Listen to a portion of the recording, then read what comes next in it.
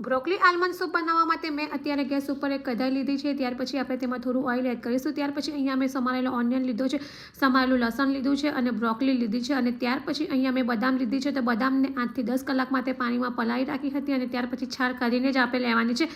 ત્યાર પછી થોડું પાણી એડ કરીશું અને બ્રોકલી બોઇલ થાય ત્યાં સુધી આપણે એને થવા દઈશું। અને ત્યાર પછી હવે આપણે થોડું ઠંડુ કરીને એને મિક્સચરમાં આ રીતે ક્રશ કરી લઈશું અને ગેસ ઉપર એક કઢાઈ લીધી છે।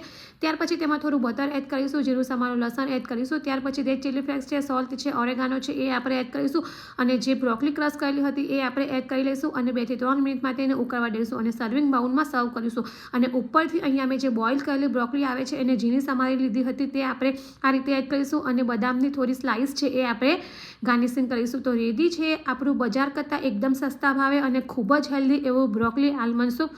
તો ફ્રેન્ડ્સ, અત્યારે શિયાળો ચાલી રહ્યો છે અને શિયાળામાં જો તમે આ સૂપ ક્યારેય ટ્રાય ન કર્યું હોય તો એકવાર જરૂરથી ટ્રાય કરજો અને નાનાથી મોટા બધા જ આ સૂપ પી શકે છે। અને આ જે સૂપ છે તે ગરમા ગરમ જ પીવાની મજા આવે છે। તમે ઉપરથી ફ્રેશ ક્રીમ પણ એડ કરી શકો છો અને ફ્રેશ મલાઈ પણ એડ કરી શકો છો।